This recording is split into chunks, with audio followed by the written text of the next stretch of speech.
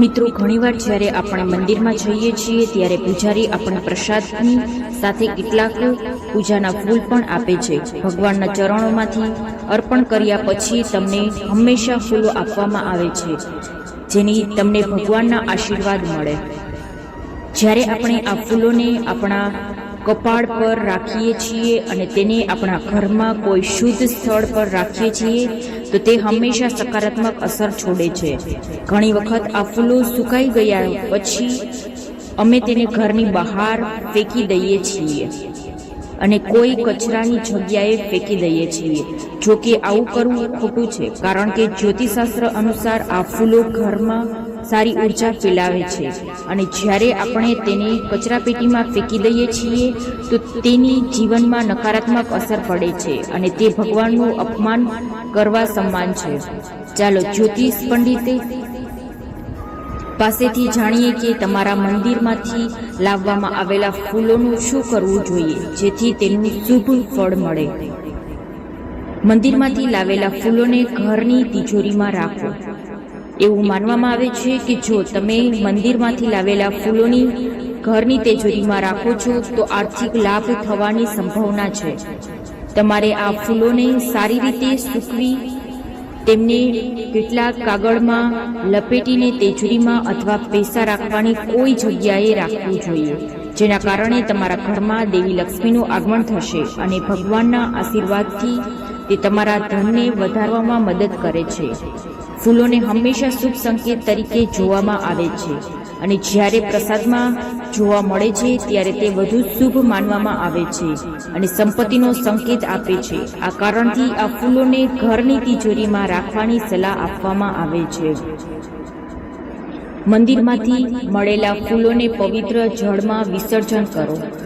જો તમે મંદિરમાંથી મળેલા પ્રસાદમાં સમાવિષ્ટ ફૂલો ઘરે નથી લઈ જઈ રહ્યા તો તેને અહીં ત્યાં ફેંકી દેવાને બદલે અથવા કચરાપેટીમાં ફેંકી દેવાને બદલે તેને કોઈ પવિત્ર નદી અથવા જળ સ્ત્રોતમાં વિસર્જન કરવું જોઈએ. એવું માનવામાં આવે છે કે જો તમે ફૂલોને નદી જેવી જળ સ્ત્રોતમાં ડૂબાડી દો તો તેનાથી ભગવાનનું અપમાન થતું નથી.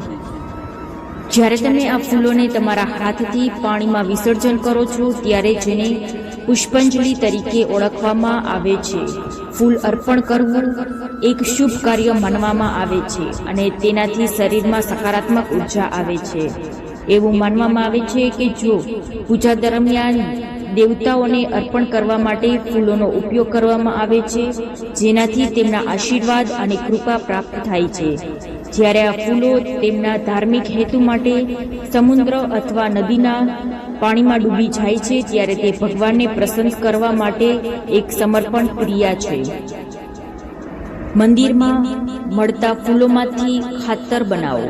એવું માનવામાં આવે છે કે જો તમે મંદિરમાંથી પ્રસાદના રૂપે મેળવેલ ફૂલોને ભક્તિભાવ સાથે ઘરે લાવો અને તેને ઘરના વાસણ અથવા બગીચાની માટીમાં દાટી દો તો તે થોડા જ દિવસોમાં ખાતરમાં ફેરવાઈ જાય છે.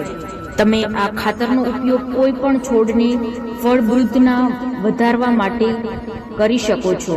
ધાર્મિક પરંપરાઓમાં જમીનને સમૃદ્ધ બનાવવા, ફૂલ પદ્ધતિ અને કૃતિ પ્રાયોમાં વિપુલતાને પ્રોત્સાહન આપવા માટે ઓફર કરેલી ફૂલો એકત્રિત કરવામાં આવે છે અને ખાતર બનાવવામાં આવે છે.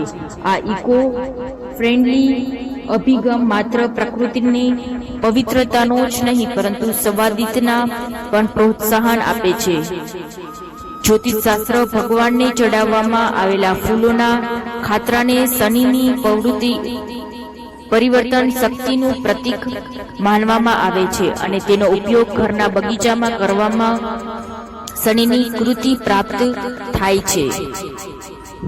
મંદિરમાંથી મેળવેલ ફૂલોને ઝાડ પાસે રાખો. ઘણી વખત મુસાફરી દરમિયાન તમે મંદિરમાંથી પ્રસાદ તરીકે ફૂલો અથવા તોરણો મેળવેલા છો જે તમને મુસાફરી દરમિયાન સુરક્ષિત રીતે રાખવા મુશ્કેલ બને છે.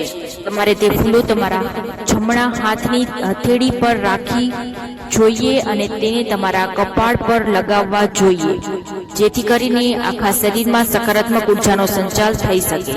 આ પછી આ ફૂલોને પીપળા અથવા વડ જેવા ઝાડ પાસે રાખો. આ ફૂલોને એવા ઝાડ પાસે ન રાખો કે જેની આસપાસ કચરો એકઠો થયો હોય. આ રીતે તમને ભગવાનના આશીર્વાદ ફૂલોના રૂપમાં મળશે અને પૂજાનું સમર્પણ ફળ પણ મળશે.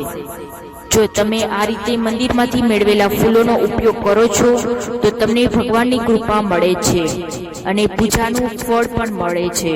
જો તમને આ વિડીયો પસંદ આવ્યો હોય તો પછી તેને શેર કરવાનું ભૂલશો નહીં. આવા વધુ વિડીયો જોવા માટે અમારી ચેનલને સબસ્ક્રાઇબ કરો. રાધે રાધે.